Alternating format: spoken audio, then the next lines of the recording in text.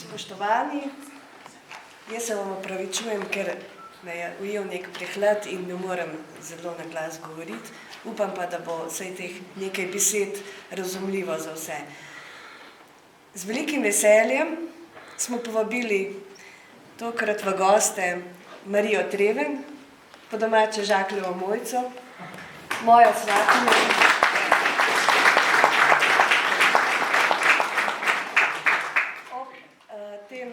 Bi rekla, kar velikem dogodku. Izid nove knjige se ne zgodi vsak dan, vsaj tukaj na podeželju, ne, v mestu je to bolj običajno.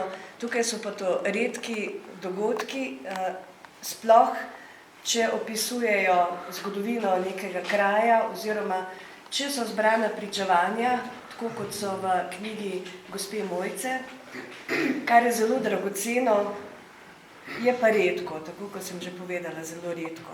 Zato smo ob izidu Mojčine knjige bili zelo veseli in smo jo, potem ko je knjigo predstavila tudi na vrhu Svetih treh kraljev, to je bila prva predstavitev, povabili tudi v Rovte, da nam še tukaj predstavi knjigo.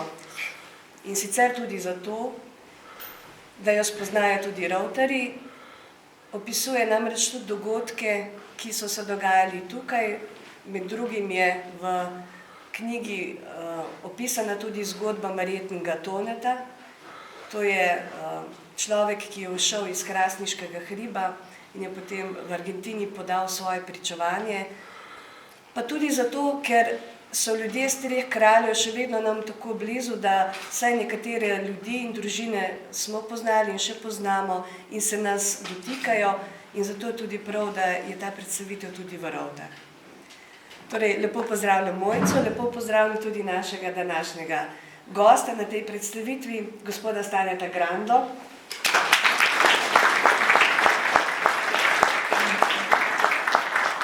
Vesela sem, Stane, da si se odzval povabilu. Hvala. Ja. Tako da zdaj pa kar predajem besedo Mojci, naj ona povzame. Ja, en lep dober dan, oziroma že skoraj dober večer tudi z moje strani. Tudi jaz nisem preveč na takem dobrem glasu, imam take slabe glasilke, nisem pevka. Tako da se bom pa potrudila, tako da boste, upam, vsi slišali, kar vam želim povedati.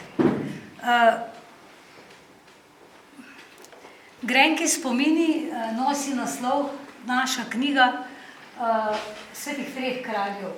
Zato, ker ko sem zbirala ta pričevanja, sem začutila pri vseh pričevalcih neko grenkobo. Nisem se mogla takoj odločiti, kakšen naslov bi dala, kaj bi bilo najbolj primerno, ampak glede na to, kaj mi je ostalo po vsakem srečanju, se mi je nekako zazdelo, da bi bil tak naslov najbolj primeren. Torej, kot sem že omenila, so v knjigi objavljena pričevanja vrhovcev, ki nam razkrivajo te boleče spomine na drugo svetovno vojno, pa tudi po njej. Torej, resnico zamolčane zgodovine. S knjigo bodo spomini ostali med nami, pa upam, da bodo tudi nam v poduk, da se tako težka dejanja ne bodo ponovila, ne bi ponovila več. Kako je prišlo sploh do nastanka knjige? Zakaj sem se lotila tega? Mislim, da je bilo pri 60. obletnici konca druge svetovne vojne na spominski slovesnosti na vrhu, ko sta se moj ata pa gospod Janko Maček pogovarjala o teh vojnih dogodkih, pa sem prisedla in prisluhnila njunemu pogovoru in takrat je gospod Janko rekel, o vrhu pa ni še ničesar zapisanega, namreč on je že prej napisal o Rovtah knjigo, o Šentjoštvu, o vrhu pa ni bilo še ničesar in je rekel, vrh tudi nosi veliko bolečino. Tako da sem potem začela razmišljati in ko je čez dobrih 10, pravzaprav slabih 10 let, bila že hitro 70. obletnica, sem začela razmišljati, kako bi nekako približali te dogodke tudi mladim. Zato sem zbrala nekaj pričevanj in jih objavila na razstavi v župnišču. Hkrati smo z mladimi tudi posneli en videofilmček, ta kratek, in predvajali takrat po tisti slovesnosti. In oboje, tako razstava kot ta videofilm, sta bila zelo dobro, lepo sprejeta. In po tej slovesnosti me je gospod arhidiakon Franci Petrič nagovarjal, da bi tista zbrana pričevanja, ki so bila objavljena takrat, izdala v zborniku, ampak ker jaz nisem imela nobenih izkušenj z tega področja, se mi je zdelo to nemogoče in tudi takrat je on obljubil, da če bom kaj, da bo on pomagal pri izdaji teh pričevanj. No, moram se pa tudi zahvaliti gospodu sodelavcu Roku Klemenčiču, ki me je zelo nagovarjal, naj zbiram pričevanja, naj grem med ljudi, da oni nosijo zgodovinsko resnico in da bodo povedali meni kot domačinki bolj verjetno, bolj v detajle kot nekomu drugemu. No in potem je to kar samo po sebi začelo nastajati. Jaz sem hodila od ljudi do ljudi in kar nenadoma sem imela veliko pričevanj. Tako da se mi je zdelo kar škoda, da bi ta pričevanja združila v samo en zbornik in da bi šla kot zbrana pričevanja. Zdelo se mi je nekako bolj smiselno, da bi jih strnila v nek okvir, da bi jih vtkala v nek kontekst, ki bi potem šel med bralce. Zlasti med tiste, ki to zgodovino v bistvu sploh ne poznajo. Jaz poudarjam, da to ni moja knjiga, ampak naša knjiga, ker so v njej zapisana pričevanja preko 60 pričevalcev. Seveda ni toliko pričevanj, saj so o določenem dogodku govorili 2, 3, odvisno od, bom rekla, prisotnih. Zdelo se mi je, da je dobro, če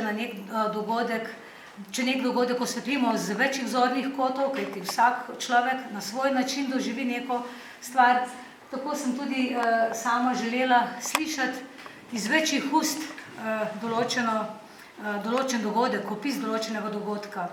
No in to sem strnila potem v približno 40 pričevanj, tako da mislim, da so dogodki čim bolj objektivno zapisani. No, kot sem pa že prej rekla, sem potem tem pričevanjem dala tudi zunanji okvir. Kako je pravzaprav potekalo delo? Takole po maši se običajno na vrhu zadržimo kar kakšne 15 minut, odvisno od vremena, tudi do pol ure postojimo, kaj pogovorimo. No in takrat sem tudi potem spraševala, prosila starejše, če jih smem obiskati in vsi so me, bom rekla, širokosrčno povabili domov. In tako sem približno 3 leta zbirala ta pričevanja, hodila od enega starejšega do drugega.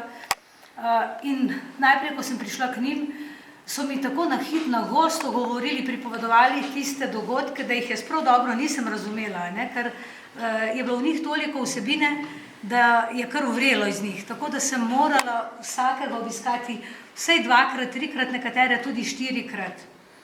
Nekateri so dovolili, da sem te pogovore posnela, te posnetke imam shranjene.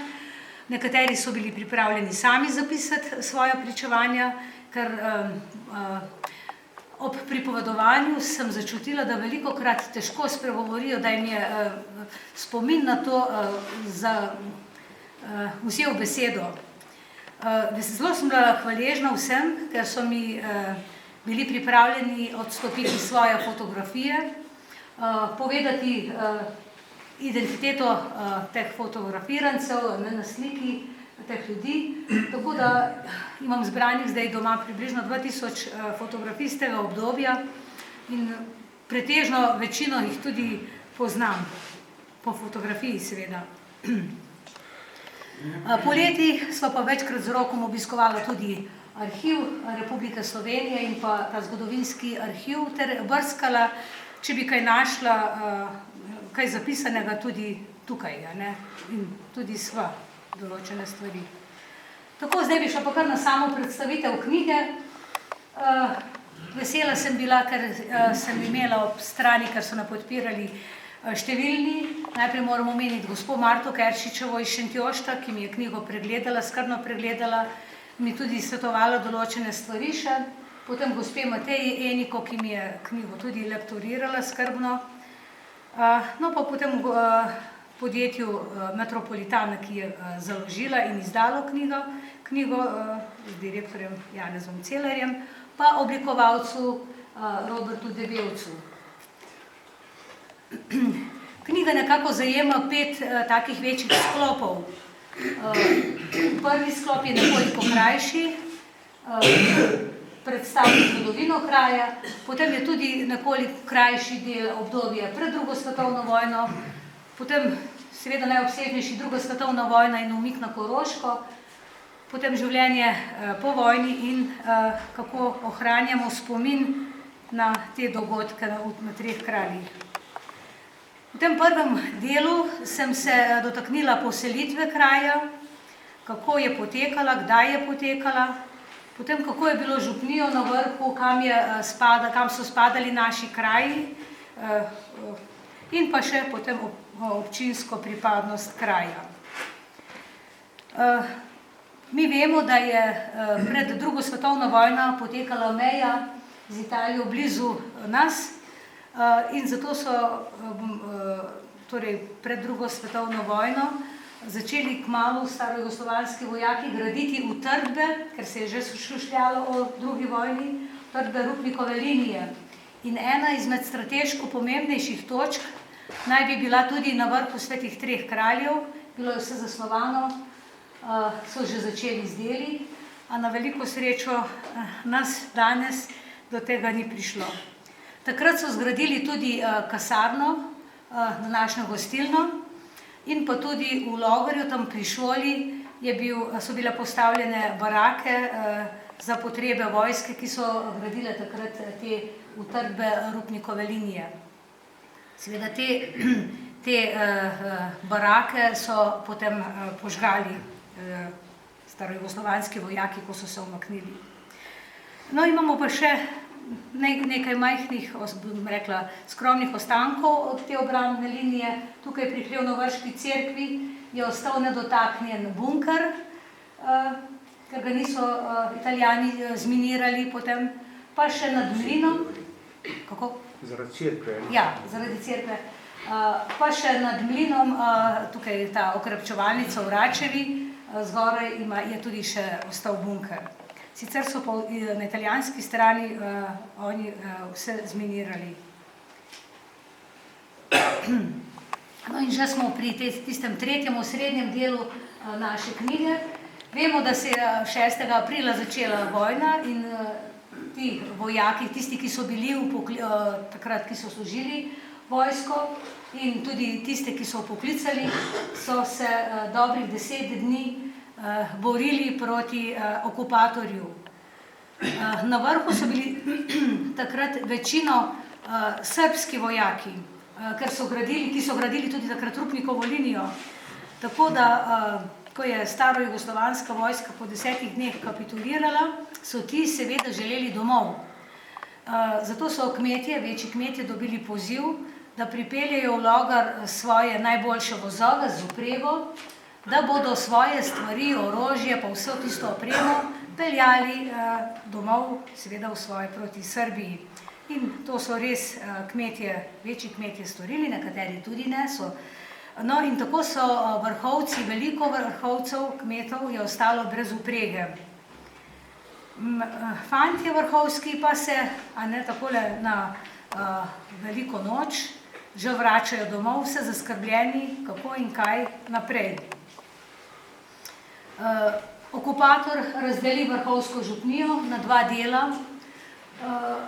Italijani so se naselili takrat poleti po hišah, zlasti po Hlevnem vrhu so bile vse hiše polne, dnevne sobe, tako kot smo mi rekli včasih dnevnim sobom hiše, in so ostali do zime 41. leta. Takrat je bilo veliko vojaščine tam, potem so šli pa v Rovte.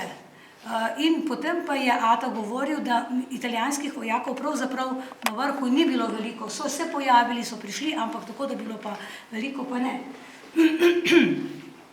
Med prebivalci pa se je naselila negotovost in strah, kako in kaj naprej. Tukaj sem poskušala kar po atlasu karte Slovenije prikazati, kje je potekala nemška-italijanska okupacijska meja. 42. leta maja so prišli Nemci in so z barvami označili po drevesih, kje naj bi bila ta meja med nemško stranjo in italijansko. In po pripovedovanju domačinov, ki so živeli ob mejah, se mi je takole meja izrisala, je tako potekala. Zdaj, potekala je čez našo župnijo in se lahko predstavljamo, kako je bilo to za prebivalce, ki so ostali na nemški strani meje, ker je cerkev pa šola ostala na italijanski strani meje. Najhuje pa je bilo za prebivalce, ki so se znašli v obmejnem pasu. To je bilo pa 9 domačij, kajti Nemci so želeli ta obmejni pas počistiti, so želeli imeti mejo čisto, tako da so morali ti ljudje podirati svoje lastne domove. Si predstavljamo danes, kako bi to šlo, Torej, v Lavrovcu tam na kupu kar 4 domačije, par Barbanc, par Joklu, par Jurju, par Sočku, to je župnije Šentjošt, ampak so hiše skupaj. Potem pa proti jugu, pri Štravsu, v Malnu, pri Kovač, to so tudi 3 domačije skupaj. In potem na Tratah,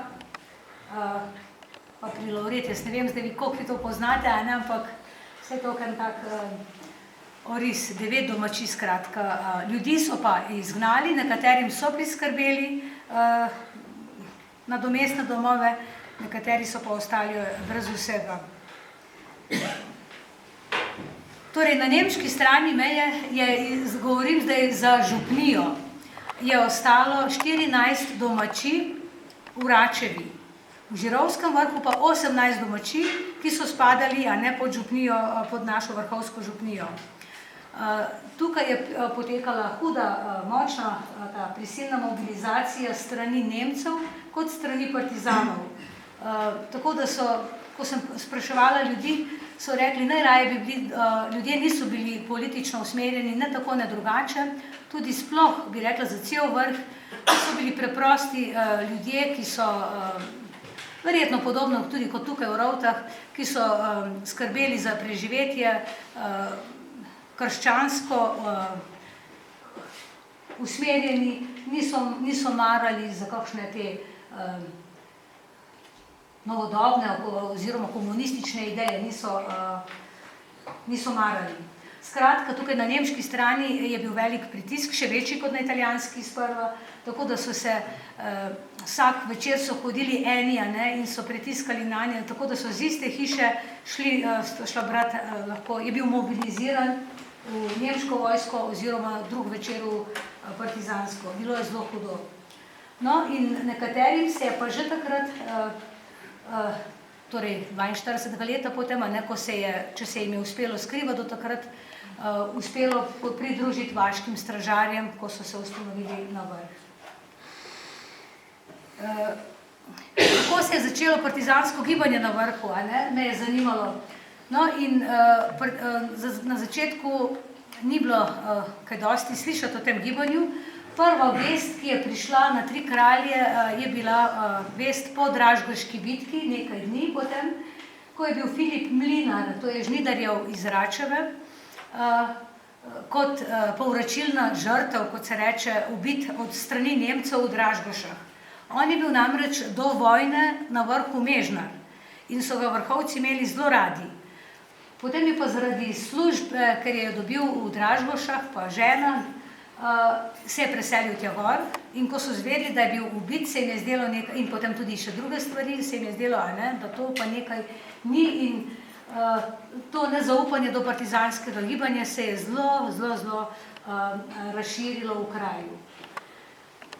Močnejši ali pa večji tak pobudnik, da bi se ustanovilo partizansko gibanje tudi na vrhu, je bil pa Franc Žitko iz Logatca, ki pa je nagovarjal ljudi in so se posamezni simpatizerji tudi našli na vrhu, so se zbirali v Hleviški planini in pa pri Povlet.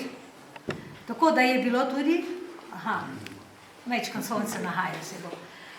No, ampak so to gibanje, bom rekla, 13. avgusta 1942 zadušili Italijani, ker so, takrat so bili, je prišel domov ta Franc Pavletov, pa Žitko Franc je prišel z njim, pa še en drug, torej 3 partizani, nekaj deževnega dne in Italijani so pa, ne vemo, so zvedeli za to in so obkolili hišo ter poskušali vse 3 ubiti. Ubili so domačega Franca in Franca Žitka, tretji jim je pa všel, pa tudi ne vedo, nisem našla podatka, kdo bi bil, verjetno se bi zvedela, ampak nisem našla. Vse domače, Pavletove, so pa odpeljali Italijani v internacijo in so tudi preživeli težko kalvarijo. No, zakaj pa je prišlo na vrhu do ustanovitve vaških straž, bi se lahko vprašali. V kraj so začele prihajati, takoj po tisti dražgoški novici, vesti o zločinih partizanov. Že 8. maja so zvedeli za zločin v Podklancu, to je v neposredni naši bližini, ko so partizani na krut način umorili 19-letno deklico, samo zato, ker je mogoče, ker se je poznala z italijanskimi vojaki že odprej in so se tako nekako znašli nad njo in jo umorili. Potem 30. julija, kot verjetno smo že brali, so